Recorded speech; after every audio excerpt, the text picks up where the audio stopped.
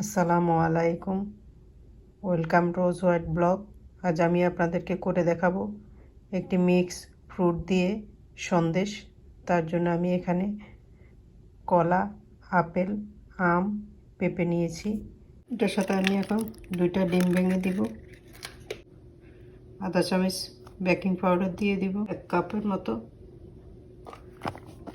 ময়দা দিয়েছি, এই জন্য মিষ্টি 1 কাপের মতো দিব, 1 কাপ দুধ দিয়ে দিব, দিয়ে আমি সবগুলোকে ব্লেন্ড করে নিব।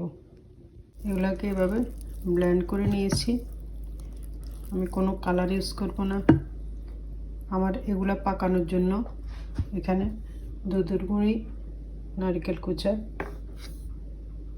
বাদাম, গুঁড়ো করে নেওয়া বাদাম, আর এখানে ঘি লাগবে। এখন আমি এটার মধ্যে ঘি দিয়ে দেব,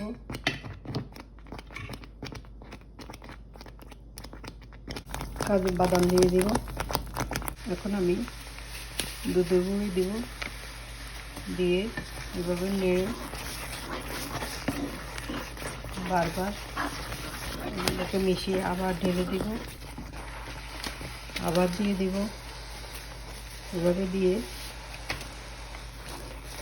বড় কাপ 2 কাপের মতো দুধ আমি দিয়ে দিব, দুধের গুঁড়ি এবার মিশিয়ে দেব। যতভাবে আমি ঘিয়ের উপরে উঠিয়ে নিব, একটু পানি লাগিয়ে নেব। এরকম একটা ট্রের মধ্যে, যে কোনো ট্রের মধ্যে নিয়ে এভাবে করে চেপে চেপে সমান করে নেবেন। নারকেল কুচা দিয়ে এটা আমি ফ্রিজে রেখে দিই। এভাবে খুলে নেব।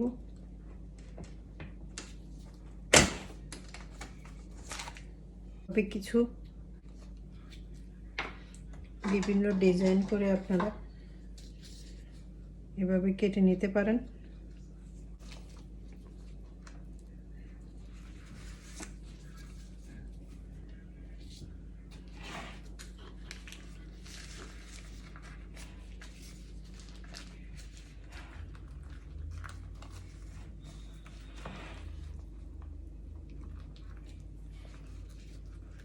এখন হয়ে গেল মজাদার সন্দেশ। এভাবে আপনারা করে দেখতে পারেন। করার আগে আপনারা বুঝবেন না যে এত একটা মজার সন্দেশ মিক্স ফ্রুট দিয়ে বানানো যায়।